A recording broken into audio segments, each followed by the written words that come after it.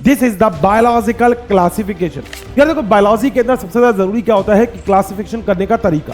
Bacteria के अंदर movement के लिए एक जगह से दूसरी जगह पे बैक्टीरिया को अगर स्विम करके जाना है तो उसके पास फ्लैजिला प्रेजेंट होगा। दो फ्लैजिला, नाम ही पता लग रहा है, डायनोफ्लैजिलेट, यानी कि फ्लैजिला दो होंगे। दोस्तों, वायरस एक ऐसी चीज है जो बायोलॉजी के अंदर एक्सेप्शन केस है। तो हमें एक ऐसी स्ट्रक्चर दिखती है that is called as a thallus.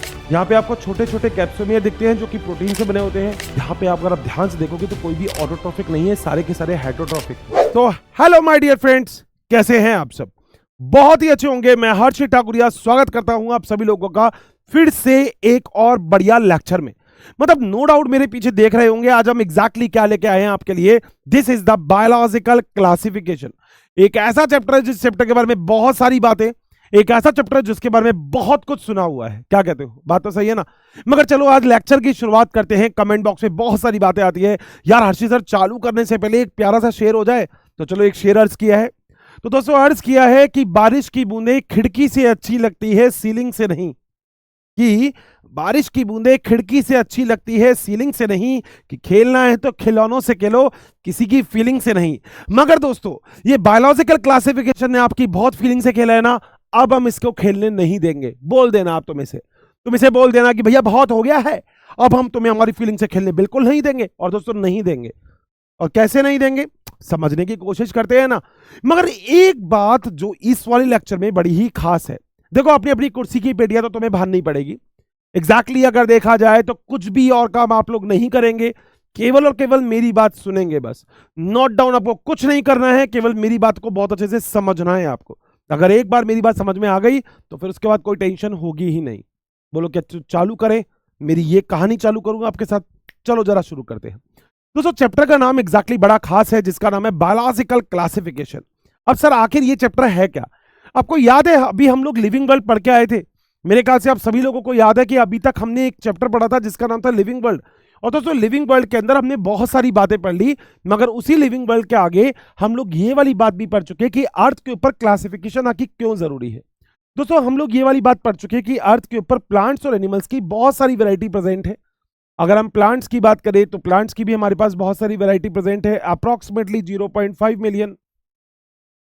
अगर हम एनिमल्स के बारे में बात करें तो एनिमल्स की भी हमारे पास बहुत सारी वैरायटी प्रेजेंट है, अप्रॉक्सीमेटली 1.2 से 1.3 मिलियन। और हम बोलते हैं कि अगर इतनी वैरायटीज हमारे पास है तो दोस्तों नो डाउट हमें तो क्लासिफिकेशन करना पड़ेगा। यार देखो, बायोलॉजी के अंदर सबसे ज्यादा जरूरी क्या होता है कि क्लासिफिकेशन करने का तरीका। कि आपका तरीका क्या है? अब तरीके तो दोस्तों बहुत सारे हो सकते हैं, मगर एक ऐसा तरीका जो सबसे खास हो, वही हमारा सबसे खास तरीका है। कौन से चैप्टर का? That is a biological classification का। दोस्तों मैंने आपसे हमेशा से एक बात कही है, कि अगर आप कभी भी किसी भी चैप्टर को चालू करते हो तो एक बात याद रखना, उसका मतलब जरूर समझ लेना। देखो हो सकता है मैं इन सब चीजों को आपको 2 से 3 पेज के अंदर ग्रिप करके लेके आ जाऊं, मगर मैं आपको तब शायद इतनी डिटेल से चीजें नहीं समझा पाऊंगा। मगर मैं ये चाहता हूं कि उतने ही प्रॉपर टाइम में मैं आपको एग्जैक्टली पूरी डिटेल से बताऊं कि जब आप एनसीईआरटी पढ़ो तो आप ये कहो, यार हर्षित सर आपने तो लगभग 100% ही पूरे चैप्टर के सारे पॉइंट्स ही कवर कर दिए, इंपॉर्टेंट कुछ नहीं छोड़ूंगा मैं। बोलो डन है मेरी बात? चल सकते हैं आगे? चलिए। तो दोस्तों बायोलॉजिकल क्लासिफिकेशन में सबसे पहले तो हम बात करते हैं बायोलॉजिकल की, यानी कि हमें बात करनी है लिविंग ऑर्गेनिज्म की। इसकी लिविंग ऑर्गेनिज्म। और दोस्तों जब कभी भी क्लासिफिकेशन किया जाता है तो पहला क्लासिफिकेशन जिस साइंटिस्ट ने किया था उसका नाम था एरिस्टोटल। दोस्तों पहले जब क्लासिफिकेशन होता था ना तो हैबिटेट के अकॉर्डिंग होता था, मतलब कि ऑर्गेनिज्म क्या खा रहा है, ऑर्गेनिज्म कहाँ रह रहा है, ऑर्गेनिज्म की हैबिटेट कैसी है, इन सब चीजों के बेस पे। मगर उसके बाद ना साइंस ने जब अपना थोड़ा सा इफेक्ट दिखाया तो दोस्तों दुनिया भी चालू हो गई। तो एक और साइंटिस्ट आए थे जिनका नाम था एरिस्टोटल, और एरिस्टोटल ने बोला कि भैया हम एक ऐसी चीज बताएंगे जो किसी ने नहीं बताई होगी। दोस्तों एरिस्टोटल ने प्लांट और एनिमल बता दिया। और प्लांट और एनिमल भी इस बेस पे कि जो प्लांट होते हैं वो एक जगह से दूसरी जगह पे मूव नहीं कर पाते, जबकि एनिमल के अंदर लोकोमोशन की कैपेबिलिटी, मतलब एक जगह से दूसरी जगह जाने की जो कैपेबिलिटी होती है वो प्रेजेंट होती है। बोलो बात सही? मगर इसके बाद अगर देखा जाए तो इसी पूरी कैटेगरी में उसने जो प्लांट है उसको भी दोस्तों आगे जाके 3 पार्ट्स में, 3 फर्दर पार्ट्स में क्लासिफाइड कर दिया। That is a herbs, shrubs, herbs, एक कर दिया शर्ब्स, और एक कर दिया ट्री। ये कि उन्होंने कहा कि यार हो सकता है प्लांट बहुत छोटे हों, हो सकता है प्लांट थोड़े से बड़े हों या हो सकता है प्लांट बहुत बड़े हों, ठीक है। ऐसे ही सेम टू सेम इन्होंने एनिमल को भी क्लासिफाइड किया। और माय डियर फ्रेंड्स, जो एनिमल का क्लासिफिकेशन था वो भी कोई हल्की बात नहीं थी। इन्होंने बोला एक एनिमल वो है जिसके अंदर रेड ब्लड प्रेजेंट है, और एक एनिमल वो है जिसके अंदर रेड ब्लड जो है वो बोलो क्या है, एब्सेंट है। बोलो बात सही है। ये पहला क्लासिफिकेशन किया गया जो किया था एरिस्टोटल ने। अब जब दोस्तों आग लग गई तो दोस्तों बुझाएगा कौन, कोई दूसरा साइंटिस्ट। एक और साइंटिस्ट इसके बाद आए थे जिनका नाम एग्जैक्टली अगर आप याद करें और पढ़ें तो आपने शायद उनका नाम भी सुना होगा, दैट इज कैरोलस लीनियस, जिन्हें हम फादर ऑफ टैक्सोनॉमी भी बोलते हैं। और कैरोलस लीनियस ने क्या बोला, कैरोलस लीनियस ने बोला भैया मैं 2 किंगडम क्लासिफिकेशन दूंगा जिसमें एक होगा प्लांटी और एक होगा एनिमेलिया।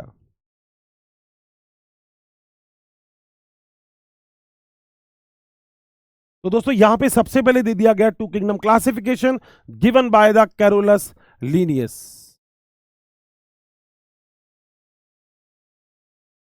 बोलो बात सही है। तो पहली बात तो दी थी एरिस्टोटल ने, उसके बाद एग्जैक्टली किसने दिया था 2 किंगडम क्लासिफिकेशन, कैरोलस लीनियस ने। मगर दोस्तों कैरोलस लीनियस कुछ चीजों को नहीं बता पाए। मतलब देखो सक्सेसफुल तो थे मगर इतने भी सक्सेसफुल नहीं कि जिंदगी भर दुनिया इनके ही कॉन्सेप्ट पढ़े। तो दोस्तों कैरोलस लीनियस ने क्या क्या चीजें एक्सप्लेन नहीं की थी, क्या क्या नहीं किया था दोस्तों। उन्होंने नहीं बताया यूनिसेलुलर और मल्टीसेलुलर के बारे में, उन्होंने नहीं बताया प्रोकैरियोटिक और यूकैरियोटिक के बारे में,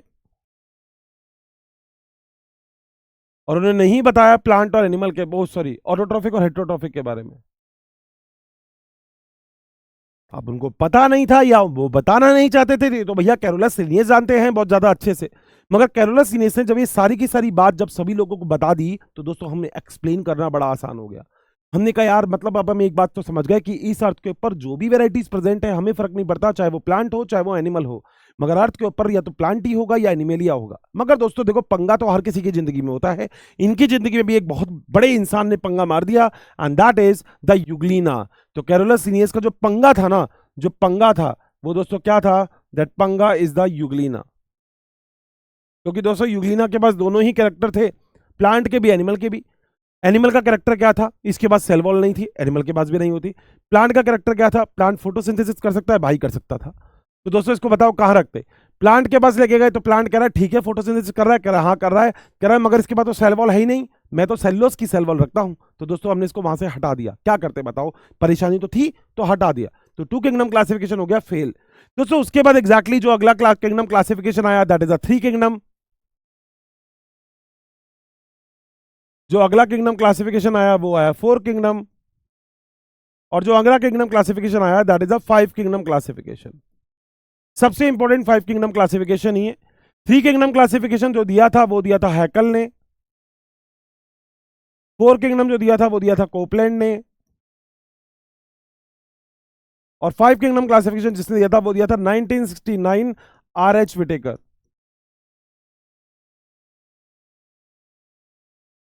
सबसे बढ़िया क्लासिफिकेशन सिस्टम मानते हैं जो बहुत लंबे टाइम तक माना जाता था, मतलब इनकी बेटा पहुंच थोड़े से सही लेवल तक थी। अब 2 किंगडम और 3 किंगडम के मतलब 3 किंगडम और 4 किंगडम अपनी एनसीईआरटी में नहीं है, तो अपन सीधा चलेंगे 5 किंगडम क्लासिफिकेशन में। तो एग्जैक्टली 5 किंगडम क्लासिफिकेशन में जो भी बात बोली गई वो क्या क्या थी, 5 किंगडम क्लासिफिकेशन में बोली गई कि अर्थ के ऊपर जो भी ऑर्गेनिज्म है वो 5 है। क्या क्या, या तो वो है मोनेरा यानी कि बैक्टीरिया, या वो है प्रोटिस्टा यानी कि यूकैरियोटिक यूनिसेलुलर,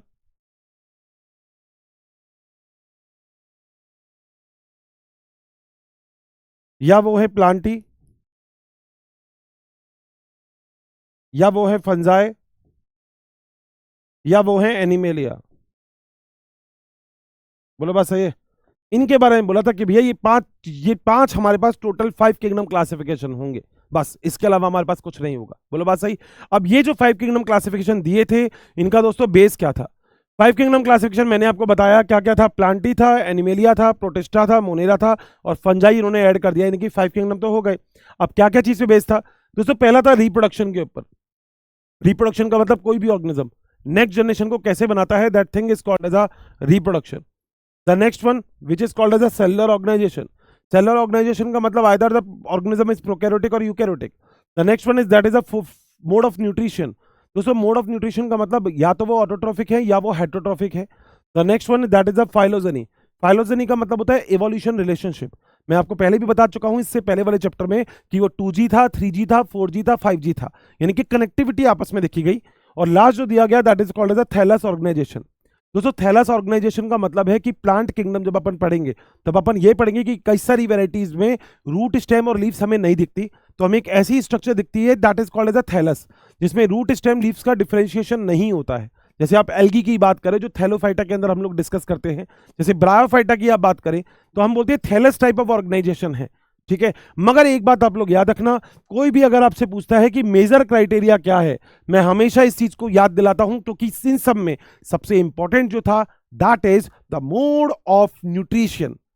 यानी कि अगर कोई आपसे ये कहता है कि भाई मेजर क्राइटेरिया क्या है, कौन सी चीज है भाई जो मेजर क्राइटेरिया है, इन दोनों में से कौन कौन है भाई साहब, ऑटोट्रॉफिक हेटरोट्रॉफिक क्या है, मेजर क्या है, सारे एक तरफ, मोड ऑफ न्यूट्रिशन एक तरफ।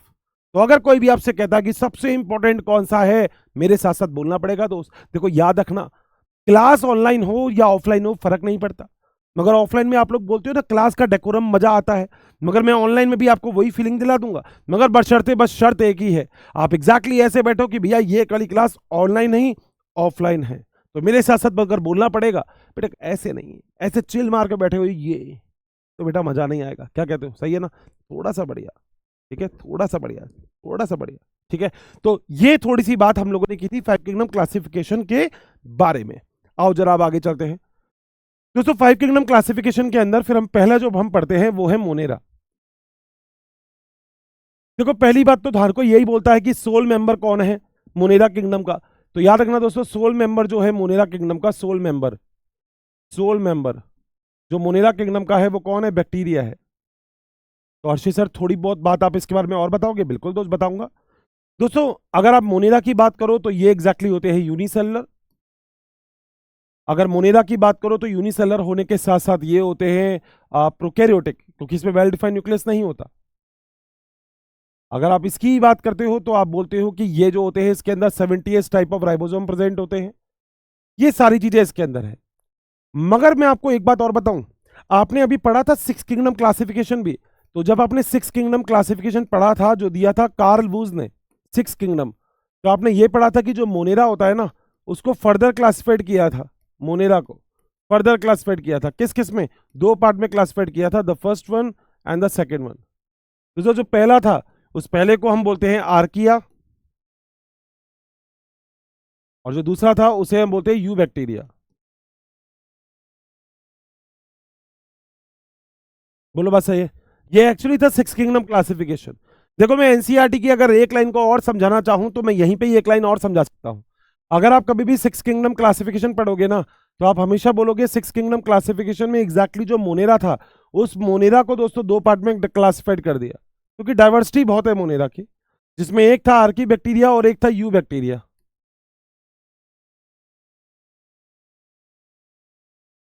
बोलो बात सही है? इसमें दोस्तों एक और चीज इन्होंने ऐड कर दी है 6 किंगडम में, that is called as the eukarya. Eukarya वो होते हैं जिसमें सारे के सारे यूकैरियोटिक होते हैं। तो यूकैरिया के अंदर बोलो कौन कौन से बच गए? यूकैरिया के अंदर बच गए प्रोटिस्टा, यूकैरिया के अंदर बच गए प्लांटी, यूकैरिया के अंदर बच गए फंजाई, और यूकैरिया के अंदर बच गए एनिमेलिया। तो अगर आप यहाँ पे पूरी की पूरी चीज को देखोगे तो आप क्या कहोगे? देखो यहाँ पे पूरी चीज, Archie bacteria 1 number, you bacteria 2 number, ये हो गया 3 नंबर, ये हो गया 4 नंबर, ये हो गया 5 नंबर, ये हो गया 6 number, and that's why this is called as a 6 kingdom classification.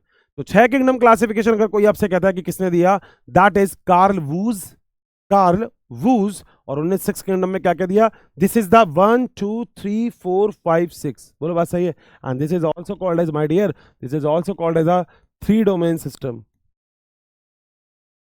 3 domain. आप कहेंगे अर्षद सर 3 डोमेन क्या है? तो चलो देखो, एक डोमेन ये रहा, एक दूसरा डोमेन ये रहा, एक तीसरा डोमेन ये रहा। आपको मैंने लास्ट क्लास में भी बताया था जब आपको लिविंग वर्ल्ड पढ़ाया था कि किंगडम से ऊपर भी एक चीज और होती है, that is called as a domain. तो अर्थ के ऊपर 3 डोमेन है, या तो कोई चीज आर्की बैक्टीरिया होगी, या कोई चीज यू बैक्टीरिया होगी, या वो क्या होगी? यूकैरिया हो सकती है, जिसके अंदर सारे के सारे यूकैरियोटिक लिए जाते हैं, क्योंकि एग्जैक्टली ये दोनों तो बोलो क्या होते हैं? प्रोकैरियोटिक हैं।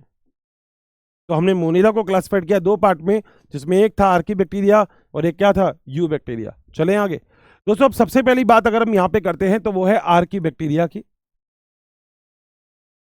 यहां हम बोल देते हैं आर्किया की। अब आप कहोगे हर्षित सर आर्किया क्या है? बेटा आर्किया 3 टाइप में आप क्लासिफाइड कर सकते हो। एक होता है halophiles, the second one is which is called as a methanogen,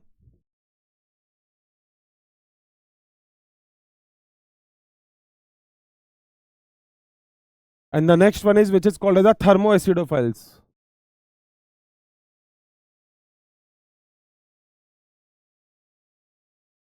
बेटा आर्किया जो होती है ना, इससे हम बोलते हैं ओल्डेस्ट लिविंग फॉसिल,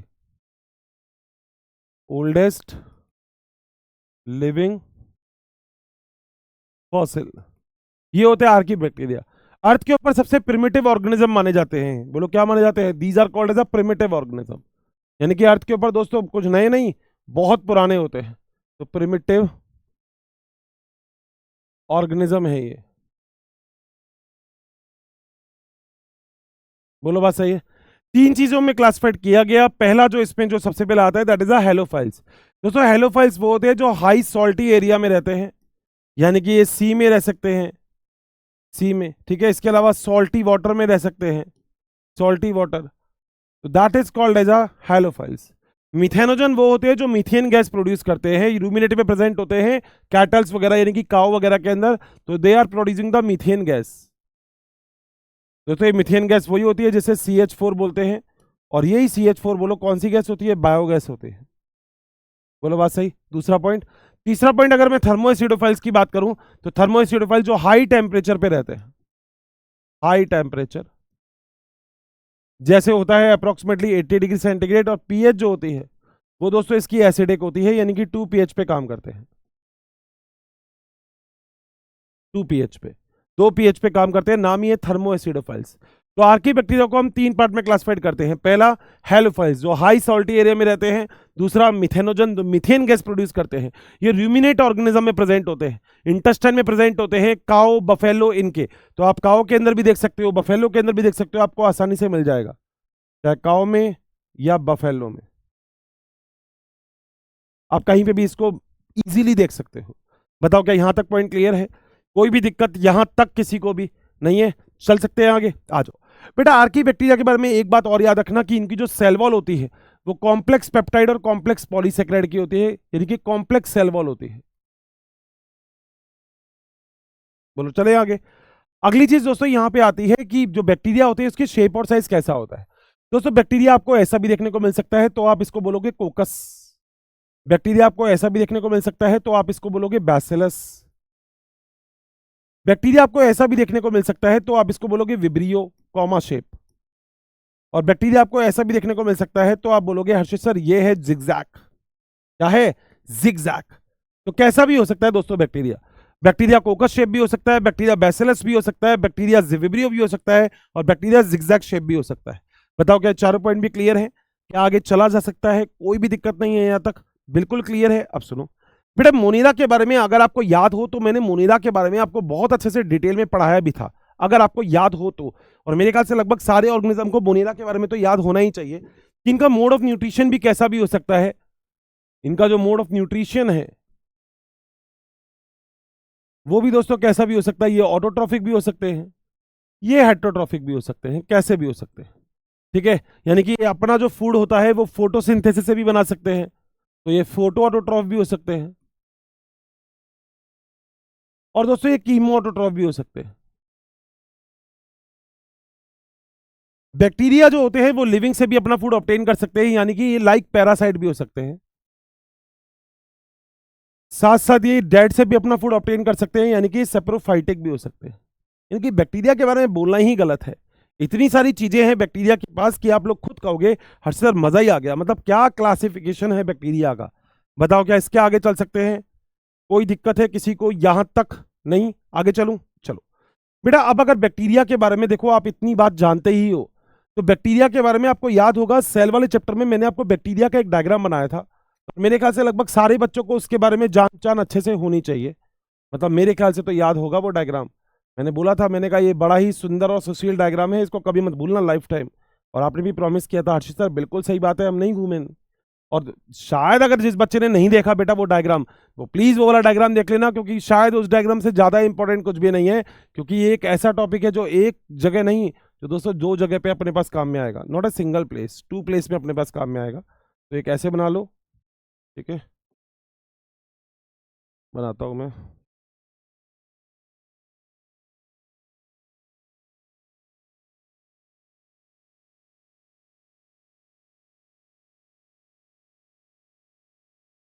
ठीक है, एक इसके अंदर और बना लो। देखो एक रफ डायग्राम बना रहा हूँ, बाकी आप इस डायग्राम को फेयर डायग्राम आप सेल वाले में से ले लेना। ये तो एक रफ डायग्राम बना रहा हूँ कि आपको दिक्कत नहीं हो। ठीक है, चलो, ये यहाँ पे ये मिलता है, and this is called as a flagella. बोलो बात सही है। ये डायग्राम मेरे ख्याल से आपने देखा भी होगा। इसके चारों की तरफ फिमरी और पिलाए प्रेजेंट होते हैं, these are the fimbriae and pili. Outer appendages होते हैं, तो these are the fimbriae and pili. याद है?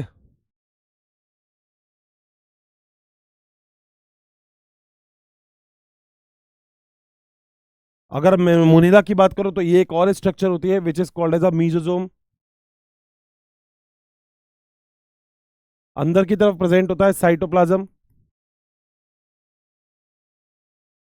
यहाँ पे दो टाइप के जेनेटिक मटेरियल होते हैं, एक जेनेटिक मटेरियल रहा ये, जिसे हम बोलते हैं प्लाज्मिड,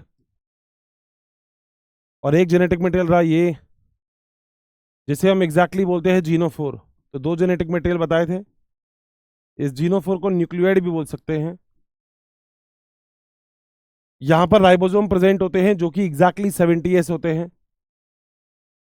यहाँ पे एक एमआरएनए के ऊपर, मैसेंजर आरएनए के ऊपर बहुत सारे राइबोसोम लगे हुए होते हैं। That's why the structure is called as a polysome या पॉलीराइबोसोम। याद आ गया होगा।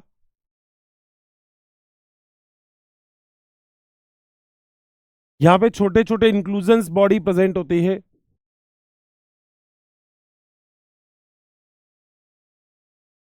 ठीक है, बैक्टीरिया के अंदर क्रोमेटोफोर्स प्रेजेंट होते हैं जो कि पिगमेंटेशन वगैरह का काम करते हैं।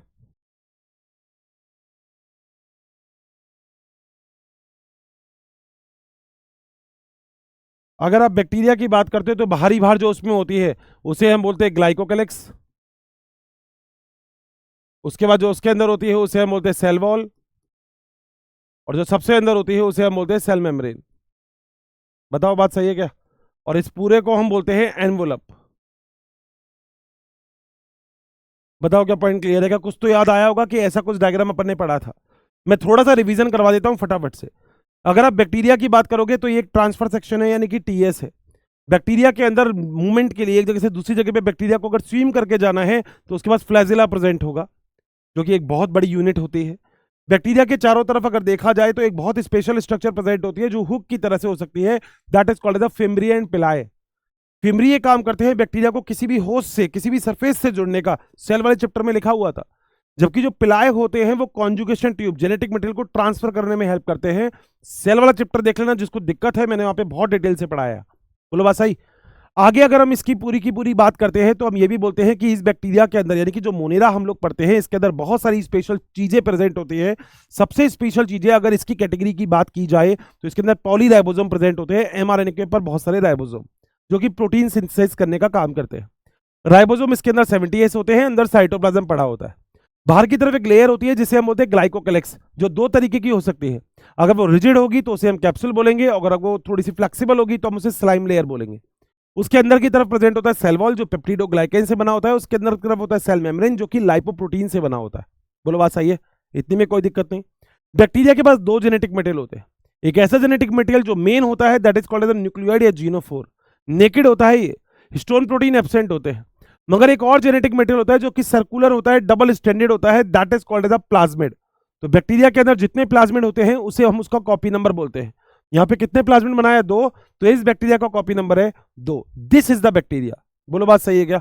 चले आगे दोस्तों। बैक्टीरिया के अंदर एक और चीज प्रेजेंट होती है, and that thing, that special thing, मतलब जो हम किंगडम मोनेरा के अंदर ही इनफैक्ट डिस्कस करते हैं, दैट इज अ साइनोबैक्टीरिया। और साइनोबैक्टीरिया के बारे में भी आप बहुत अच्छे से जानते होंगे। अगर मैं आपसे साइनोबैक्टीरिया की बारे में बात करूं तो साइनोबैक्टीरिया का पहले का नाम, साइनोबैक्टीरिया के पहले का नाम एग्जैक्टली क्या था? That is a blue green algae. BGA मेरे ख्याल से आप लोगों ने नाम सुना होगा, BGA, and BGA stand for the blue green algae. ये पहले का नाम है BGA, blue green algae. Hindi में भी बहुत प्यारा नाम है दोस्त इसका, इसे बोलते हैं नील हरी शैवाल। मैं नीला हूं, मैं हरा हूं और मैं शैवाल हूं, एल्गी हूं। मगर दोस्तों बाद में हम लिया है इसको वहां से उठा के, एल्गी प्लांट किंगडम में पढ़ते हैं हम, थैलोफाइटा में हम उठा के लिया है, क्योंकि दोस्तों ये तो प्रोकैरियोटिक है, प्लांट किंगडम यूकैरियोटिक है, ये यूनिसेलुलर है, प्लांट किंगडम मल्टीसेलुलर है। भाई साहब पंगे ही पंगे थे। तो दोस्तों साइनोबैक्टीरिया के बारे में बड़ी स्पेशल स्ट्रक्चर के फिलामेंटस हो सकता है, और साइनोबैक्टीरिया कुछ कैसा होता है मैं डायग्राम में आपको बताऊंगा, क्योंकि आपको मजा ही डायग्राम से ही आएगा। देखो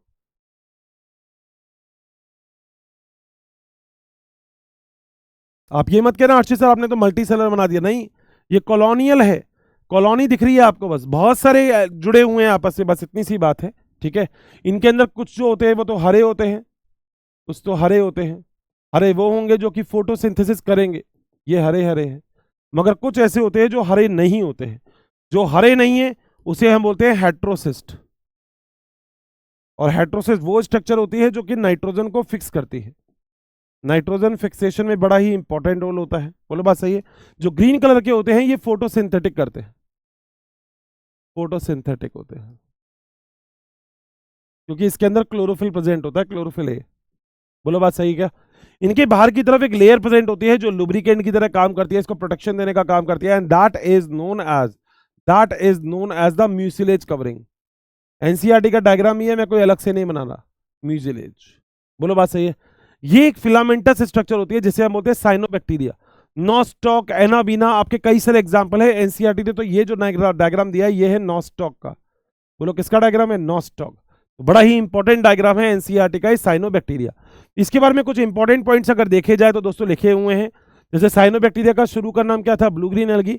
दो किंगडम क्लासिफिकेशन में ब्लू ग्रीन एल्गी को इंक्लूड किया गया था मिक्सोफाइसी में और साइनोफाइसी में। किसके अंदर, एल्गी के अंदर। यानी कि पहले हम इसको एल्गी के अंदर पढ़ते थे, मगर हमें जब पता लगा कि नहीं भैया ये तो प्रोकैरियोटिक है, तो दोस्तों उठा के पूरी पूरी दुनिया में एक ही प्रोकैरियोटिक है, दैट इज किंगडम मोनेरा। तो लेटर हम बीजीए को प्लेस कर दिया किंगडम मोनेरा में। दोस्तों BGA form the bloom on the above the water surface. ये बिलीव किया जाता है कि वो फोटोसिंथेटिक और प्रोड्यूस करता है ऑक्सीजन। बेटा अगर देखो किसी के पास क्लोरोफिल प्रेजेंट होगा तो वो फोटोसिंथेसिस करेगा, और जो भी चीज फोटोसिंथेसिस करती है वो ऑक्सीजन तो निकालती है। डेफिनेशन याद है, CO2 + H2 is equal to C6H12O6, याद है। तो बस सीधी सी बात है, C6H12O6 तो बेटा निकलेगा, और साथ में क्या निकलेगा, ऑक्सीजन। तो जो भी फोटोसिंथेसिस करेगा उससे क्या निकलता है, ऑक्सीजन निकलता है। अगला पॉइंट, इसमें बहुत सारे पिगमेंट होते हैं, तो ये ब्लू ग्रीन कलर का दिखता है, ठीक है। ये ग्राम नेगेटिव होते हैं। याद होगा सेल वाले चैप्टर में मैंने आपको बताया था कि ऐसा बैक्टीरिया जिसको अगर आप कलर करोगे और वो कलरलेस होगा या फिर पिंक होगा तो वो ग्राम नेगेटिव होगा। They had convert that the, ये रिड्यूस करता है on the earth and oxidizing environment, environment को ऑक्सीडाइज करने का भी ये हेल्प करता है। बोलो सही है क्या बेटा। साइनोबैक्टीरिया आपको फ्रेश वाटर में, मेरीन वाटर में और टेरेस्ट्रियल कंडीशन में भी मिलेंगे, मगर ध्यान देने वाली बात है मोस्टली अगर कभी नीट के अंदर आ जाए कि मोस्टली साइनोबैक्टीरिया कहां मिलते हैं, तो your answer is mostly cyanobacteria is present in the fresh water. Done है, आगे चले पक्का बेटा। अगली चीज अगर मैं आपको बताऊं तो देखो बैक्टीरिया के अंदर यहीं पे एक बहुत छोटी सी बात लिख रखी है, और वो क्या चीज है दोस्तों, मान लो ये प्लांट है और प्लांट के अंदर यहां पे कोई बैक्टीरिया है, और मान लो ये एक बैक्टीरिया है जिसका नाम है राइजोबियम। क्या नाम है, राइजोबियम। अब हुआ क्या आपको पता है, एटमॉस्फेयर के अंदर नाइट्रोजन प्रेजेंट है। अब एटमॉस्फेयर की नाइट्रोजन को जो राइजोबियम है वो कन्वर्ट करता है अमोनिया में, अमोनिया आगे कन्वर्ट होती है नाइट्राइट में, नाइट्राइट आगे कन्वर्ट होती है नाइट्रेट में। शायद सुना होगा कभी ये नाइट्रोजन साइकिल है, और ये नाइट्रेट वापस से कन्वर्ट होती है एटमॉस्फेरिक नाइट्रोजन में। बोलो बात सही है। यहां पे कुछ ऑर्गेनिज्म आते हैं, जैसे यहां पे आता है नाइट्रोसोमोनास, यहां पे आता है नाइट्रोबैक्टर, यहां पे आता है सूडोमोनास प्यूटिडा,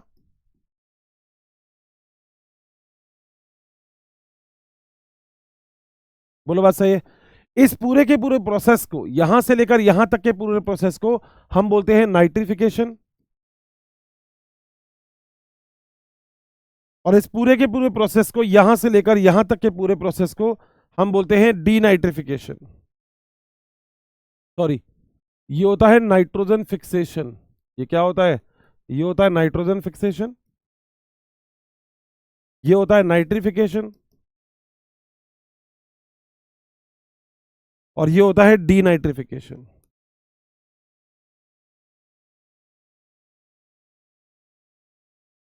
एनसीईआरटी ने लिखा हुआ है नाइट्रिफिकेशन, डीनाइट्रिफिकेशन, नाइट्रोजन फिक्सेशन, आपको पता लग गया। एटमॉस्फेरिक की नाइट्रोजन राइजोबियम के थ्रू अमोनिया के अंदर कन्वर्ट होना, प्रोसेस का नाम है नाइट्रोजन फिक्सेशन। अमोनिया का नाइट्राइट, नाइट्राइट का नाइट्रेट में कन्वर्ट होना with the help of microbes, this is called as a nitrification. इस नाइट्रेट का वापस से एटमॉस्फेरिक नाइट्रोजन में कन्वर्ट होना जाना, that is called as a denitrification. ये तीन चीजें आपको और याद रखनी है जो बड़ी ही इंपॉर्टेंट है। क्या आगे चला जा सकता है बेटा? सेम एक और चीज आती है जिसका नाम होता है माइकोप्लाज्मा। मेरे ख्याल से माइकोप्लाज्मा के बारे में आप सब लोग जानते हो कि माइकोप्लाज्मा भाई के पास सेल वॉल ही नहीं होती, इसलिए हम इसे जोकर बोलते हैं। Joker, joker of microbiology, joker of plant kingdom, दोस्तों दोनों यही है, क्योंकि भाई के पास सेल वॉल नहीं होती। और अगर सेल वॉल नहीं होती तो इसकी आउटर लेयर बोलो कौन सी होती है? Cell membrane. माइकोप्लाज्मा को जोकर ऑफ माइक्रोबायोलॉजी और जोकर ऑफ प्लांट किंगडम बोला जाता है। ये स्मॉल साइज का होता है, 0.3 माइक्रोमीटर का, स्मॉलेस्ट लिविंग ऑर्गेनिज्म या स्मॉलेस्ट प्रोकैरियोटिक सेल होती है। दोस्तों प्लांट और एनिमल के अंदर ये डिजीज कॉज कर सकती है। एनिमल के अंदर भी बहुत सारे एसटीडी, सेक्सुअल ट्रांसमिटेड डिजीजेज ये कॉज कर सकती है। साथ प्लांट के अंदर भी बहुत सारी डिजीज जो होती है वो माइकोप्लाज्मा के थ्रू हमें देखने को मिलती है। आगे, they can able to change its structure, यानी कि पीलियोमॉर्फिक होते हैं, क्योंकि दोस्तों सेल वॉल तो है ही नहीं, प्रोकैरियोटिक वैसे ही है, अंदर कोई भी साइटोप्लाज्मिक मतलब आप साइटोस्केलेटन जिसे आप बोलते हो वो भी नहीं है इसके अंदर, तो दोस्तों अपनी स्ट्रक्चर को बार बार मॉडिफाइड कर सकता है। That's why this is called as a pleomorphic. ठीक है, माइकोप्लाज्मा अगर देखा जाए तो डिस्कवर किया गया था प्लूरल फ्लूइड में, एनिमल यानी कि कैटल में। एक ऐसा कैटल जिसके अंदर निमोनिया था, उसके अंदर आपको देखने को मिला, तो हमने बोला कि माइकोप्लाज्मा का दूसरा नाम है पीपीएलओ। नाम आपने पढ़ा भी होगा सेल वाले चैप्टर में, that is a pleuro pneumonia like organism, this is the mycoplasma. इसके ऊपर कोई भी एंटीबायोटिक वर्क नहीं करते, क्योंकि दोस्तों आप जो भी एंटीबायोटिक लेते हो वो सेल वॉल के ऊपर काम करती है, और माइकोप्लाज्मा पे सेल वॉल होती ही नहीं है। तो माइकोप्लाज्मा पे कोई की सेल वॉल नहीं होती, इसलिए माइकोप्लाज्मा पे कोई भी एंटीबायोटिक काम नहीं करती है। That's why the mycoplasma antibiotic के लिए बहुत बढ़िया रेजिस्टेंस शो करता है। साथ साथ ये फैकल्टेटिव एनारोबिक है, यानी कि एरोबिक कंडीशन में तो सर्वाइव करता ही करता है, साथ साथ ये एनारोबिक कंडीशन में भी सर्वाइव कर जाता है। बताओ क्या पॉइंट क्लियर है क्या? इसके अलावा अगर आप एनसीईआरटी पढ़ोगे तो आपकी एनसीईआरटी में बहुत सारी चीजें, अभी एक दो चीजें और मिलेंगी। जैसे आपको आपके एनसीईआरटी में मिलेगी कि कई सारे डिजीज कॉज करता है बैक्टीरिया, जैसे ये टिटनेस डिजीज, जैसे क्लोरेला कोलेरा, जैसे टाइफाइड, जैसे क्या है टाइफाइड,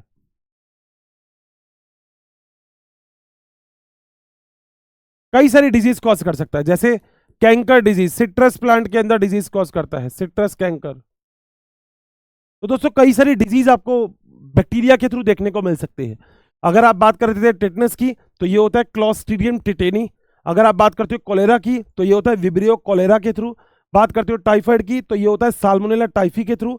बात करते हो सिट्रस कैंकर की तो दोस्तों ये तो सिट्रस जो प्लांट होते हैं ना, नींबू वगैरह आपने देखा होगा, ऑरेंजेस वगैरह, उसके अंदर भी डिजीज कॉज करने को देखने को मिल सकता है। This is the kingdom Monera. दोस्तों अगली बात आती है प्रोटिस्टा के बारे में।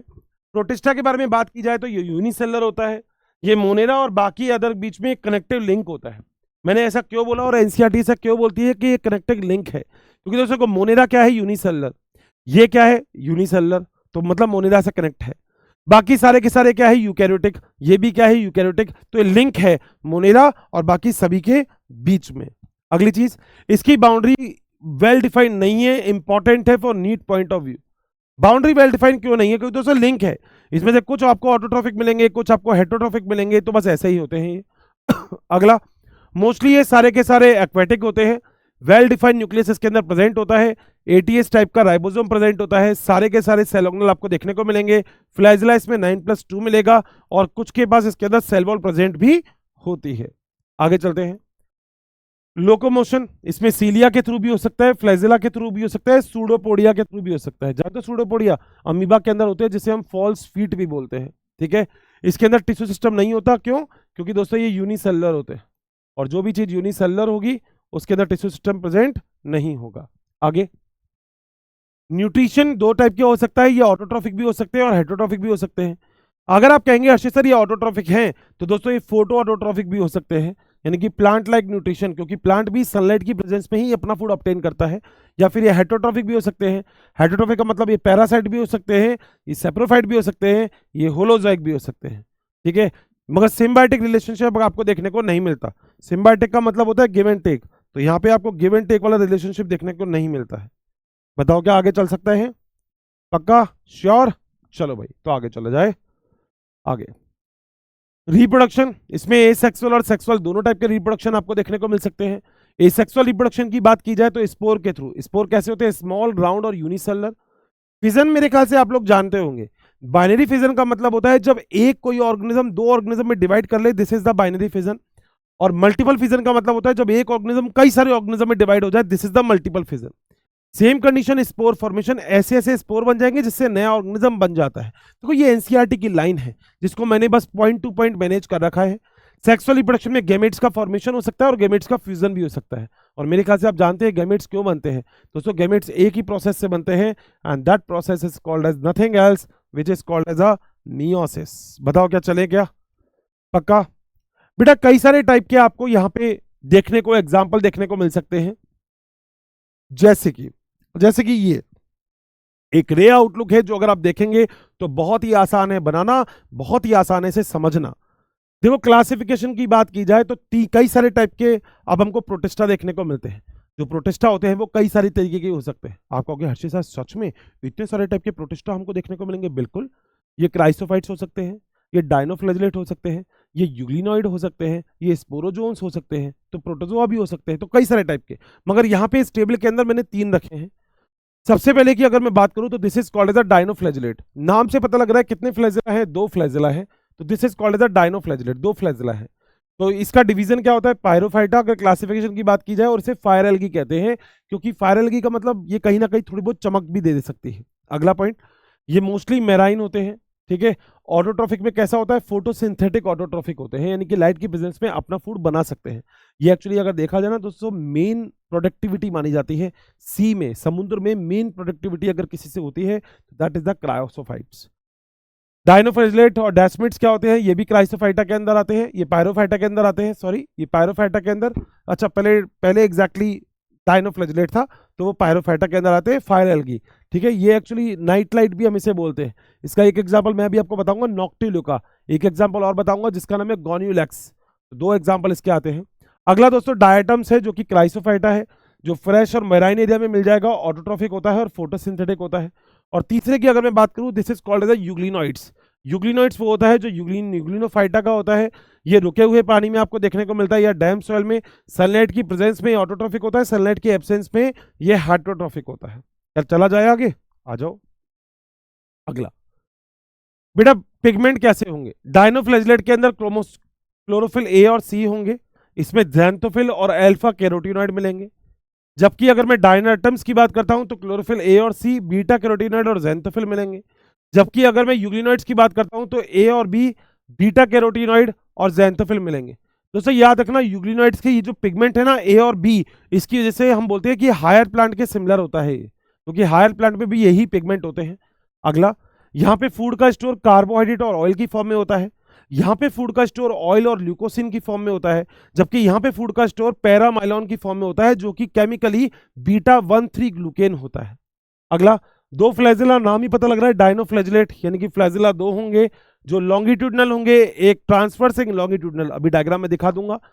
डायटम्स जो होते हैं ये वेजिटेटिव फेज में इसके फ्लैजिला एब्सेंट होते हैं, मगर सेक्सुअल रिप्रोडक्शन के टाइम फ्लैजिला प्रेजेंट होते हैं। बड़ा ही इंपॉर्टेंट पॉइंट है ये, ठीक है।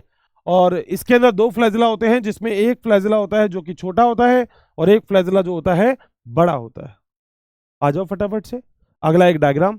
दोस्तों डायनोफ्लैजिलेट में दिख रहा होगा आपका 2 फ्लैजिला, ये ट्रांसवर्स ये लॉन्गिट्यूडनल, तो बोलो कितने फ्लैजिला है? 2। बाहर की तरफ स्टिफ सेलुलोजिक प्लेट प्रेजेंट होती है, तो बाहर की तरफ आपके सेल वॉल जो होती है वो स्टिफ सेलुलोजिक प्लेट की बनी होती है। 2 टाइप के फ्लैजिला हो गए, 1 और 2। बोलो बात सही है। दूसरे की बात करें डायटम्स की, ये सोप बॉक्स की तरह स्ट्रक्चर होती है, साबुनदानी देखिए एग्जैक्टली वैसे, यानी कि नीचे और ऊपर, ऊपर वाले को हम बोलते हैं एपिथिका, नीचे वाले को बोलते हैं हाइपोथिका।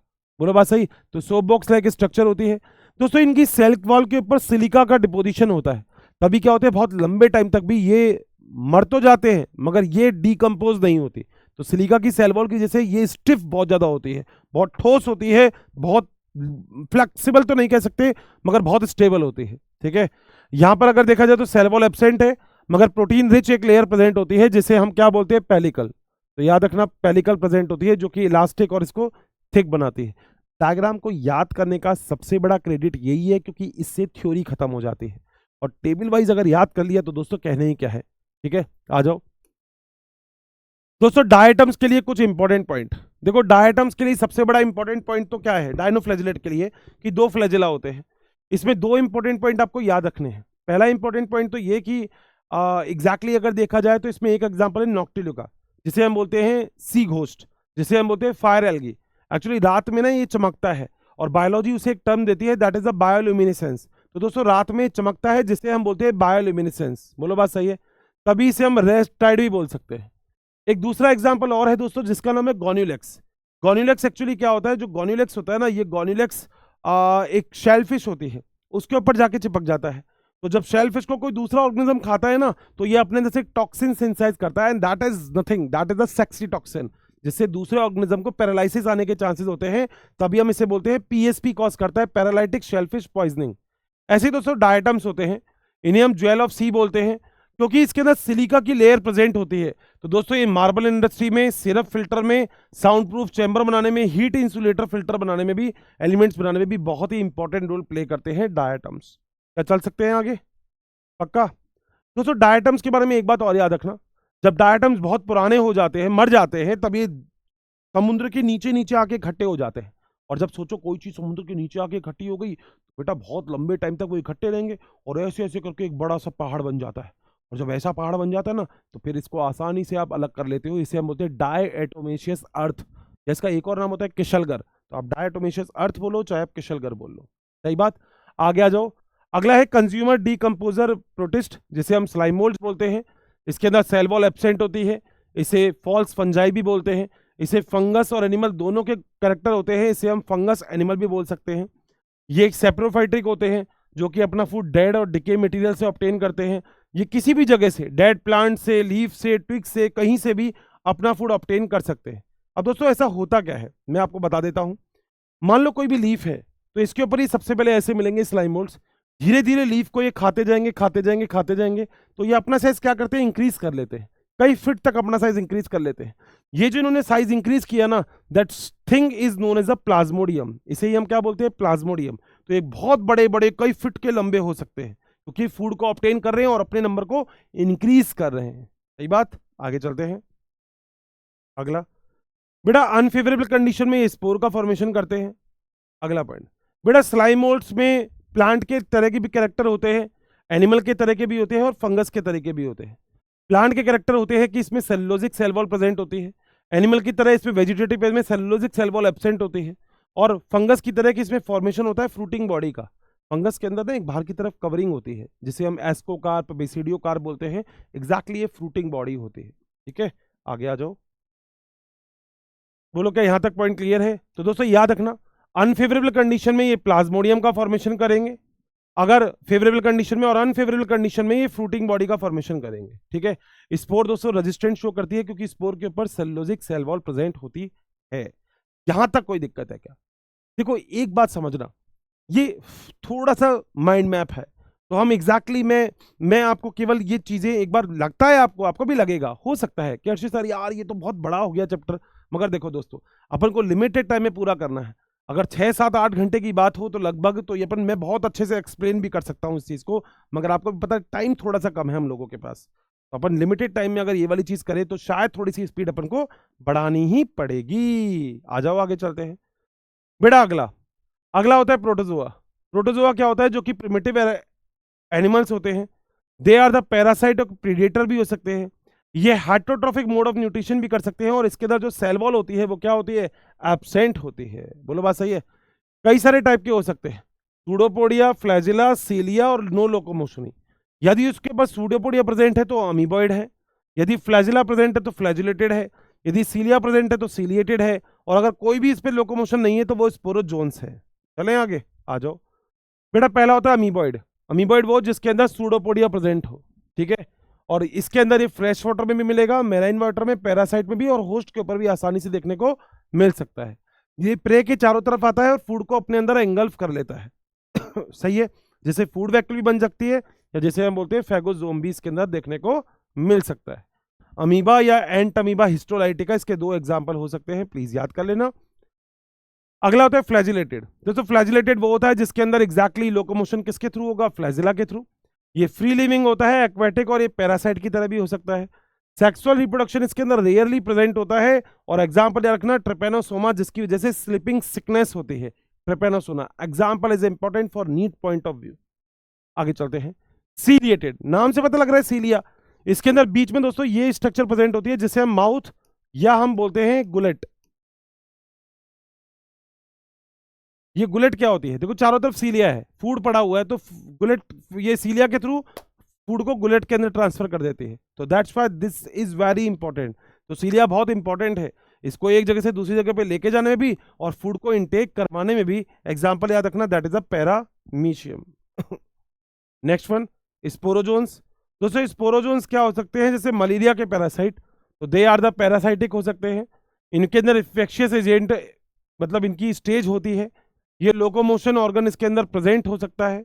दे आर द एंडोपैरासाइट, यानी कि अंदर की तरफ सर्वाइव करते हैं। और सबसे बढ़िया एग्जांपल है मलेरिया, आपने सुना होगा plasmodium vivax, plasmodium malariae, plasmodium falciparum, plasmodium ovale. ठीक है भैया, चलें आगे, आ जाओ भाई।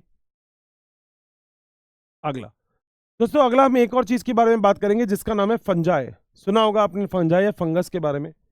फंजाई जो होता है उसके बारे में याद रखना कि ये यूनी और मल्टी दोनों हो सकता है। तो ये यूनी भी हो सकता है और मल्टी भी हो सकता है। अगर आपसे कोई यूनिसेलुलर का एग्जांपल पूछे तो आप उसको याद करके बता देना, that is a east. Saccharomyces सर्वाइसिस का साइंटिफिक नेम होता है, इसे ही हम बेकर ईस्ट या फर्मेंटर ईस्ट बोल सकते हैं। दूसरा होता है मल्टी सेलुलर भी हो सकता है ये। फंजाई की दोस्तों जो सेल वॉल होती है, सेल वॉल वो बनी होती है काइटिन से। काइटिन से, ये बात याद रखनी है, काइटिन प्लस पॉलीसेकेराइड से। बोलो बात सही है। फंजाई जो होता है ये ज्यादातर मतलब ऑटोट्रॉफिक तो नहीं होते, तो दे आर द हेट्रोट्रॉफिक, और हेट्रोट्रॉफिक में भी मैक्सिमम ये पैरासाइट या डीकंपोजर हो सकते हैं। सही बात। फंजाई जो हो सकता है वो सेप्टेट और एसेप्टेट हो सकता है। ये सेप्टेट भी हो सकता है, ये एसेप्टेट भी हो सकता है। अब हर्षित सर ये क्या चीज है, बेटा सामने देखो। सेप्टेट वो होगा जिसके अंदर सेप्टम प्रेजेंट होगा, एसेप्टेट वो होगा जिसके अंदर सेप्टम प्रेजेंट नहीं होगा, कोई पार्टीशनिंग नहीं है बीच में, तो वो क्या है, एसेप्टेट। अगर कोई भी चीज एसेप्टेट है तो ऐसी कंडीशन में हम इसको सिनोसाइटिक भी बोल सकते हैं, यानी कि मल्टी न्यूक्लिएटेड स्ट्रक्चर जिसमें न्यूक्लियस एक से ज्यादा है। बताओ क्या पॉइंट क्लियर है। फंजाई अपना फूड ग्लाइकोजन और ऑयल की फॉर्म में स्टोर कर सकते हैं। और फंजाई जो होते हैं दोस्तों वो 4 टाइप के होते हैं, जिसमें अगर आपको याद रखना है तो मैं तो देखो ऐसे याद करवा सकता हूं। फर्स्ट आस्क बेसिक ड्यूटी, तो सबसे पहले आपको बेसिक ड्यूटी के बारे में पूछ रहे हैं किसी से भी। फर्स्ट का मतलब होता है फाइकोमाइसिटीज, आस्क का मतलब होता है एस्कोमाइसिटीज, बेसिक का मतलब होता है बेसिक बेसिडियोमाइसिटीज, और ड्यूटी का मतलब होता है ड्यूटेरोमाइसिटीज। बताओ क्या याद रहेगा ये सारा का सारा, 100%। चलें आगे बेटा, अगर आप फंजाई की बात करते हो तो फंजाई में एक तो होता है वेजिटेटिव रिप्रोडक्शन। वेजिटेटिव रिप्रोडक्शन कई सारे तरीके का हो सकता है, जैसे एक हो सकता है फिजन। फिजन का मतलब अगर आपके पास एक फंजाई है तो वो डिवाइड होकर 2 फंजाई बन जाएगा, this is called as a fission process. बताओ पॉइंट क्लियर। दूसरा इसके अंदर एक और हो सकता है, that is called as a budding. तो बडिंग भी हो सकता है इसके अंदर। बडिंग का मतलब जैसे ये एक फंजाई है, जैसे ईस्ट एक अच्छा एग्जाम्पल है, इसके अंदर ये बर्ड निकल गई और ये बर्ड आगे जाके 2 के अंदर डिवाइड हो गई। सही है।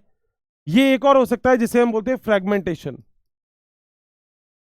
फ्रेगमेंटेशन तो फ्रेगमेंटेशन में क्या होता है, देखो मान लो जैसे ये फंजाई है, सही है, इसे हम एग्जैक्टली बोलते हैं हाइफा। और जब ऐसे कई सारे हाइफा होते हैं ना दोस्तों, तो उसे हम बोलते हैं माइसीलियम। ये न्यूक्लियस है इनका, ठीक है। अब जब ये वाला पार्ट दोस्तों यहां से अलग हो जाएगा तो दोस्तों इससे बन जाएगा फिर एक नया fungi, and this process is called as a fragmentation. बताओ क्या तीनों प्रोसेस क्लियर है, डायग्राम में ही सब कुछ है। अगला दोस्तों एक और रिप्रोडक्शन होता है जिसे हम बोलते हैं एसेक्सुअल रिप्रोडक्शन। एसेक्सुअल रिप्रोडक्शन दो तरीके से हो सकता है, या तो एसेक्सुअल रिप्रोडक्शन हो सकता है स्पोरेंजिया के थ्रू, या फिर एसेक्सुअल रिप्रोडक्शन हो सकता है कॉनिडिया के थ्रू। स्पोरेंजिया के थ्रू का मतलब दोस्तों ऐसे कुछ स्ट्रक्चर बनती है जिसे हम बोलते हैं स्पोरेंजिया, और ये अंदर स्पोर होते हैं। जैसे ये स्ट्रक्चर फटती है, स्पोर बाहर निकलते हैं और एक नए फंजाई का फॉर्मेशन कर लेते हैं। सही बात। कॉर्निडिया जो होता है वो थोड़ा सा अलग होता है दोस्तों, ऐसा होता है कॉर्निडिया। ये देखो, ये देखो क्या शानदार, ये यहां से अलग होगा और दोस्तों इसके बाद एक नए फंजाई का फॉर्मेशन हो जाएगा। डन है, कोई दिक्कत है? 100% क्लियर है ये वाली बात। स्पोरेंजिया क्योंकि अंदर स्पोर बन रहे हैं, कॉर्निडिया। ठीक है, आगे चलते हैं बेटा। एसेक्सुअल के बाद एक और आता है जिसे हम बोलते हैं सेक्सुअल रिप्रोडक्शन, जहां से बहुत ज्यादा क्वेश्चन आते हैं, very important for NEET point of view. अब जरा ये समझ लेना एक बार। मान लो ये आपके पास एक फंजाई है, ये आपके पास दूसरा फंजाई है। इस फंजाई में ये न्यूक्लियस, इस फंजाई में ये न्यूक्लियस। इस फंजाई को मेल फीमेल नहीं बोलते, प्लस माइनस बोल दो। दोस्तों सबसे पहले दोनों के दोनों फंजाई की जो मेम्ब्रेन होगी वो आपस में फ्यूज होगी, and this process is called as a plasmogamy. Plasmogamy का मतलब होता है फ्यूजन, किस चीज का? प्लाज्मा मेम्ब्रेन का। ठीक है, ये दोनों की प्लाज्मोगेमी हो गई। उसके बाद प्लाज्मोगेमी होने के बाद यहाँ पे दोनों न्यूक्लियस आ गए क्योंकि मेम्ब्रेन तो हट गई। अब कितने न्यूक्लियस दिख रहे हैं? दो। तो that structure is called as a dikaryon. Dikaryon के बाद ये दोनों न्यूक्लियस आपस में फ्यूज कर जाएंगे, ये हो गया fuse, and this process is called as a karyogamy, fusion of nucleus. और दोस्तों फ्यूजन ऑफ न्यूक्लियस के बाद एग्जैक्टली आप लोग क्या करवा दोगे? मियोसिस। और मियोसिस में आपको पता है एक सेल से बोलो कितनी सेल बनती है? 4 cell, 1 2 3 and 4। This is the meiosis process. बोलो क्या पॉइंट क्लियर है क्या? फिर वापस से ये प्रोसेस चलता रहेगा, एज इट इज होता रहेगा, and this process is called as a sexual reproduction. Sequence is important. First one is plasmogamy, second one is karyogamy, and third one is meiosis. रहने के बाद 100% पॉइंट ये वाला पूरा का पूरा क्लियर है सारे के सारे दोस्तों को? बिल्कुल कोई भी लोड नहीं है यहां तक, चल सकते हैं आगे। आ जाओ बेटा। अगले अगर हम बात करें तो यहां पर ये 4 टाइप की फंजाई है, फाइकोमाइसीटीज, एस्कोबेसिडी और ड्यूटेरो। अब जरा देख लेना। फाइकोमाइसीटीज को बोलते हैं लोअर फंजाई, एस्कोमाइसीटीज को सैक फंजाई, बेसिडियोमाइसीटीज को क्लब फंजाई और ड्यूटेरोमाइसीटीज को इम्परफेक्ट फंजाई। क्योंकि ड्यूटेरोमाइसीटीज के अंदर सेक्सुअल रिप्रोडक्शन या तो एब्सेंट है या आज तक हमें नोन नहीं है। ठीक है, अगला एसेप्टेट होता है, सेप्टम एब्सेंट है, इसमें सेप्टम प्रेजेंट है, इसमें भी सेप्टम प्रेजेंट है, इसमें भी सेप्टम प्रेजेंट है। ठीक है, ये सीनोसाइटिक होता है, यानी कि मल्टी न्यूक्लिएटेड होगा। ये ब्रांच हो सकता है, तो जो ब्रांच का मतलब देखो ये होता है, जैसे मान लो एक ही फंजाई है तो ये ऐसे निकल गया तो this is called as a branch. ये भी ब्रांच्ड है और ये भी ब्रांच्ड है। हैबिटेट एक्वाटिक, सॉइल के अंदर मिल सकती है और प्लांट में पैरासाइट की तरह भी मिल सकते हैं। सेप्रोफाइटिक डीकंपोजर और डंग के अंदर मिल सकते हैं, और जो चीज डंग में मिलती है उसे हम कोप्रोफिलस बोलते हैं। सेप्रोफाइटिक ट्री और स्टम्प, वुड डॉग और डीकंपोजर की तरह पे आपको देखने को मिल सकते हैं। ये भी सेप्रोफाइटिक पैरासाइट डीकंपोजर और help in the nutrient cycle. बड़ा ही इंपॉर्टेंट पॉइंट है लास्ट वाला। एक बात और याद रखना मेरी, याद करवाऊं, अभी भूलोगे तो नहीं लाइफ टाइम जो मैं बात बोलने वाला हूं अब। एक बात और याद रखना मेरी, यहाँ पे अगर आप ध्यान से देखोगे तो कोई भी ऑटोट्रॉफिक नहीं है, सारे के सारे हेटरोट्रॉफिक है। और अगर सारे के सारे हेटरोट्रॉफिक है तो आप देख सकते हो सारे के सारे सेप्रोफाइटिक पैरासाइटिक सब यही है, लगभग सारे के सारे डीकंपोजर है, डीकंपोज करने का काम कर रहे हैं। तो कितना इंपॉर्टेंट हो जाता है। वेजिटेटिव रिप्रोडक्शन जानते हो, फ्रेगमेंटेशन, एक पार्ट हटके पूरा का पूरा नया बन जाएगा। ये फ्रेगमेंटेशन बडिंग और फिजन के थ्रू बनता है। ठीक है, एमाइसिटिक फंजाई जो होता है उसे हम ईस्ट बोलते हैं। अगला ये फ्रेगमेंटेशन के थ्रू और ये भी फ्रेगमेंटेशन के through. Asexual reproduction, motile spore, जू स्पोर, नॉन मोटाइल को एप्लेनोस्पोर बोलते हैं। दोस्तों मोटाइल स्पोर वो होता है जिसके अंदर लोकोमोटरी ऑर्गन प्रेजेंट होंगे, दैट इज अ मोटाइल, और नॉन मोटाइल में लोकोमोटरी ऑर्गन प्रेजेंट नहीं होते हैं। कॉनिडिया एक्सोजेनस होता है। एक्सोजेनस क्यों है? क्योंकि कॉनिडिया के आगे कवरिंग नहीं है। मगर अगर आप स्पोरेंजिया देखोगे तो देखो उसमें कवरिंग होती है, तो स्पोरेंजिया के अंदर स्पोर एंडोजेनस होंगे। यहाँ पे प्रिमिटिव माइसीलियम शॉर्ट लिव्ड होता है, तो एसेक्सुअल स्पोर इसके अंदर एब्सेंट होते हैं, जबकि इसमें कॉनिडिया ही होता है। कॉनिडिया क्या होगा? एक्सोस्पोर। सेक्सुअल रिप्रोडक्शन, दोस्तों सेक्सुअल रिप्रोडक्शन की 3 चीजें। यहाँ पे जाइगोस्पोर फॉर्म होगा। जाइगोस्पोर का मतलब फ्यूजन के बाद जो स्पोर बनेगा, n+n के बाद जो स्पोर बनेगा उसे हम जाइगोस्पोर कहते हैं। या आइसोगेमस, एनाइसोगेमस और ऊगेमस हो सकता है। दोस्तों आइसोगेमस का मतलब होता है दोनों मेल और फीमेल स्ट्रक्चरली सिमिलर हो। एनाइसोगेमस का मतलब होता है मेल और फीमेल स्ट्रक्चरली डिसिमिलर हो। ऊगेमस का मतलब होता है मेल छोटा और मोटाइल और फीमेल बड़ी और नॉन मोटाइल होती है। सही है। ये देखो, ये एस्कस का फॉर्मेशन हो रहा है, तो सारे स्पोर एंडोजेनस स्पोर है, जबकि इसमें सारे स्पोर बाहर बन रहे हैं तो ये एक्सोजेनस है। बाहर की तरफ जो कवरिंग बेसिडियोमाइसिटिस में होगी उसे बेसिडियो कार्प बोलेंगे। कहाँ गया? Basidio carp. इसे ही फ्रूटिंग बॉडी बोला जाता है। एस्कोमेटसिटिस के बाहर जो कवरिंग होगी उसे हम एस्को कार्प बोलेंगे, जिसे ही हम फ्रूटिंग बॉडी कहते हैं। बोलो क्या पॉइंट क्लियर? यहां तक कोई भी दिक्कत? चलें आगे, आ जाओ बेटा। फाइकोमाइसिटिस का एग्जांपल याद रखना है तो रैंप, आर से हो गया राइजोपस जिसे हम ब्रेड मोल्ड कहते हैं, ए से हो गया एल्ब्यूगो जो कि वाइट रस्ट करता है क्रूसीफेरी में, एम से होता है म्यूकर जो डंग के अंदर मिलता है, और पी से हो गया फाइकोमाइसिटीज। आ गया हो बेटा। अगला अगला है, तुम पाओगे या जाओगे, नासा जाओगे भैया। टी से हो गया ट्रफल, ई से हो गया मॉरल, ये दोनों के दोनों एडिबल होते हैं। पी से हो गया पेनिसिलिन। पेनिसिलिन पहली एंटीबायोटिक थी जो अलेक्जेंडर फ्लेमिंग ने डेवलप की थी पेनिसिलिन नोटेटम से। इन्हें को नोबेल प्राइज मिला था इस चीज के लिए। ज्यादा अमाउंट में मिलती है पेनिसिलिन क्राइसोजेनम में आज के टाइम में, पहले नोटेटम से इन्होंने ही तो ऑब्टेन की थी, सर अलेक्जेंडर फ्लेमिंग ने। सी से होता है क्लेविसेप जो कि एक ड्रग निकालता है जिसका नाम होता है लाइसर्जिक एसिड डाइथैलामाइड। ए से होता है एस्परजिलस जो कि रेस्पिरेटरी डिसऑर्डर करता है। एस से होता है सेक्रोमाइसिस सर्वाइसी जो कि बेकरीज या फर्मेंटेशन के अंदर काम में आता है। ये एक ओनली एक्सेप्शन है जो कि यूनिसेलर है, बाकी सारे मल्टीसेलर होते हैं। और ए से होता है एस्कोमाइसिटीज। आगे चलते हैं। आज मैं उससे परेशान रहा, तो बेटा ये होता है बेसिडियोमाइसिटिस का आगैरिकस बिस्पोरस। अर्थ के ऊपर सबसे टेस्टी मशरूम अगर कोई पूछे आपसे, मशरूम सुना है? सांप की छतरी। तो अर्थ के ऊपर कभी भी कोई पूछे सबसे अच्छी सांप की छतरी कौन सी होती है, तो आपका एक ही आंसर है, दैट इज एगैरिकस बिस्पोरस। और सबसे ज्यादा पॉइजनस कौन है? That is a toadstool. और इसका दूसरा नाम और होता है एमनियाटा मुस्केरिया। तो आप जो भी नाम नेट पे सर्च कर लेना, एमनियाटा मुस्केरिया, तो आपको टोड स्टूल का डायग्राम आ जाएगा, रेड रेड कलर का दिखेगा आपको। ये पॉइजनस होता है। उस्टिलिगो, उस्टिलिगो स्मट फंजाई होता है जो कि commonly known as the smut. ठीक है। ऐसे ही पक्सीनिया जो कि रस्ट फंजाई होता है, ये नॉर्मली रस्ट फंजाई हम इसे बोलते हैं। क्या बोलते हैं? Rust fungi. बोलो क्या पॉइंट क्लियर है? आगे चले बेटा। अगला होता है बेसिडियोमाइस ड्यूटेरोमाइसिटीज। ड्यूटेरोमाइसिटीज वो है जिसके अंदर सेक्सुअल रिप्रोडक्शन या तो है नहीं या फिर हमें नहीं पता आज भी। अगर आपको सेक्सुअल रिप्रोडक्शन मिल जाता है तो आप इसको एस्कोमाइसिटीज या फिर बेसिडियोमाइसिटीज में आसानी से रख सकते हो। इसमें कॉलीट्राइकम, अल्टरनेरिया सुलानी और ट्राइकोडर्मा पॉलीस्पोरम जिससे हम साइक्लोस्पोरिन ए मिलता है जो इम्यूनो सप्रेसिव एजेंट होता है, और अल्टरनेरिया सोनाली से अर्ली ब्लाइट ऑफ पोटैटो होता है। ओ पोटैटो, है ना? अच्छा एक बात मैं आपको और बता देता हूं दोस्तों, यहाँ पे एक चीज और आती है जिसे हम बोलते हैं प्लांट किंगडम। देखो प्लांट किंगडम और एनिमल किंगडम के नाम से पूरा नया चैप्टर है, जो अगले चैप्टर है प्लांट किंगडम, फिर उससे अगला चैप्टर है एनिमल किंगडम, तो हम वहीं पे पढ़ेंगे प्लांट और एनिमल किंगडम। मगर यहाँ पे बेसिक देख लेते हैं। ये एक यूकैरियोटिक होता है, सारे के सारे सेल ऑर्गेनल प्रेजेंट होते हैं, सेल वॉल इसकी सेलुलोजिक होती है, मोड ऑफ न्यूट्रिशन ऑटोट्रॉफिक, और वो भी कैसा होगा? Photo autotrophic. कुछ पैरासाइट भी होते हैं जैसे कुस्कुटा, अमरबेल, जो दूसरे होस्ट प्लांट के अंदर से अपना वेस्कुलर बंडल डाल के उससे सारा का सारा नरिशमेंट ऑब्टेन कर सकता है। प्लांट फूड बनाएगा ग्लूकोज की फॉर्म में, ट्रांसपोर्ट करेगा सुक्रोज की फॉर्म में, और स्टोर करेगा स्टार्च की फॉर्म में। याद रखिएगा प्लांट को। दोस्तों ऐसे एनिमल किंगडम होता है।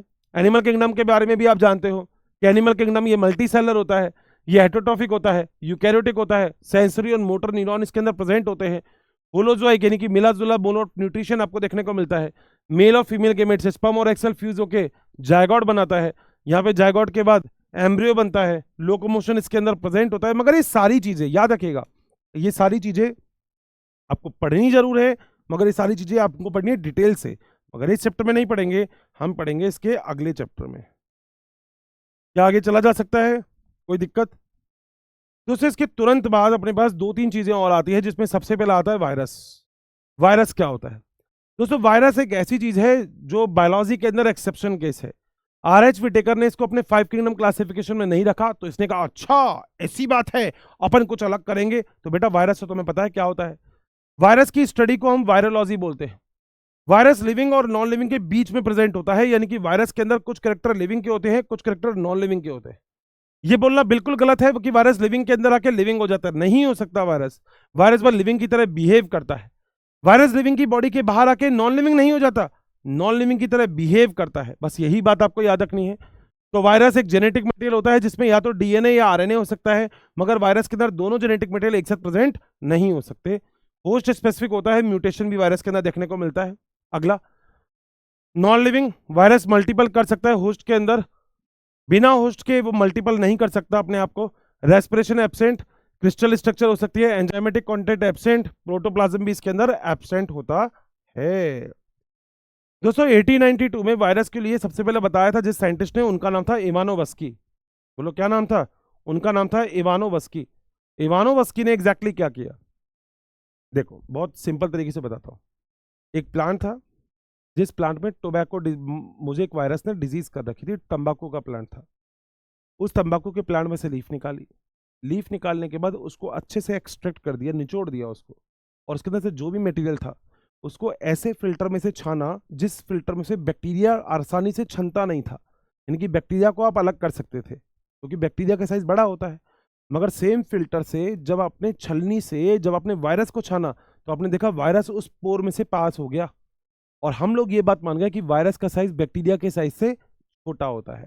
तो अगर कोई भी पूछता है इवानोवस्की ने क्या बोला, तो बोला virus smaller than bacteria, that's it, काम खत्म। इसी के बाद एक और साइंटिस्ट आए थे जिनका नाम था बेजरनिक। बेजरनिक 1898 में आए थे। भाई ने एक और अलग बात कर दी।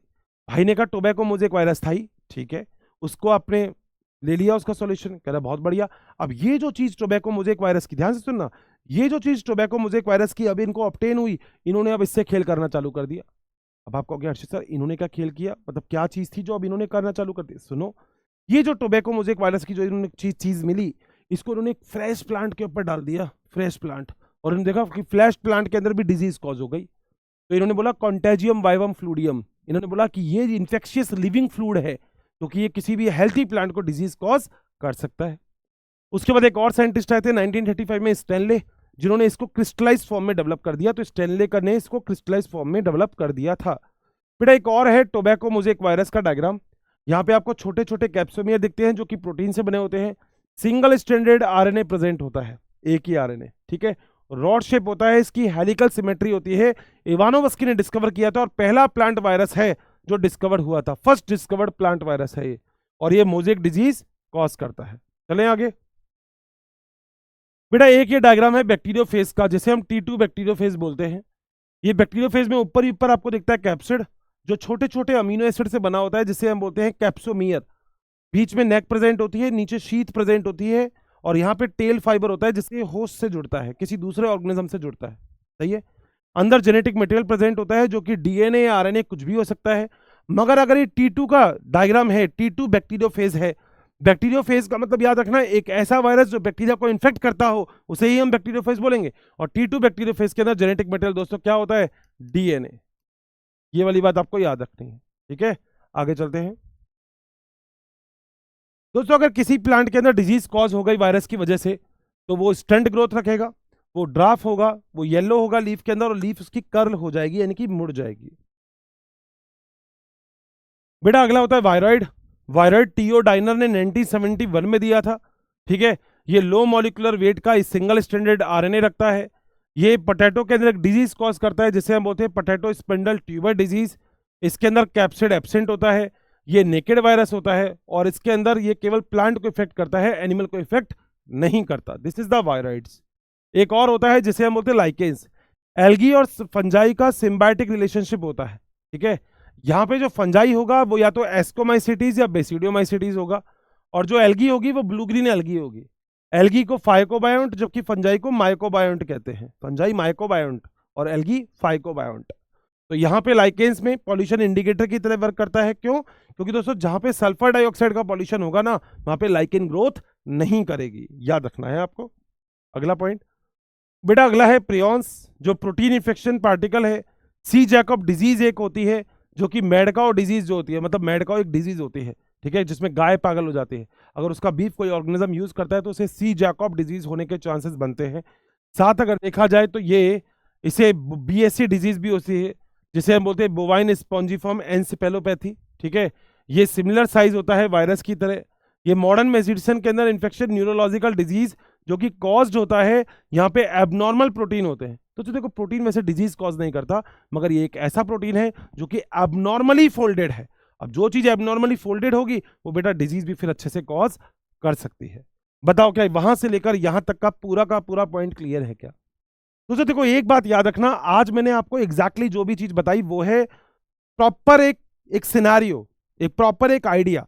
और मेरे ख्याल से आप सभी लोगों को ये वाली बात भी बहुत अच्छे से क्लियर होगी कि हमने बस ये एक बार रिकैप लिया है। ये उन बच्चों के लिए बिल्कुल भी लेक्चर नहीं है जो पहली बार देख रहे हैं। हम अगर 100% जिन लोगों ने पहले कभी लेक्चर पढ़ा होगा, सुना होगा, तो वो आसानी से एक बार में देख सकते हैं। तो मेरे ख्याल से लेक्चर बहुत ही मस्त रहा होगा, जबरदस्त रहा होगा। थैंक यू सो मच, बहुत सारा प्यार आप लोगों को। मिलते हैं फिर अपनी अगली क्लास में। Till then bye bye, take care, thank you so much.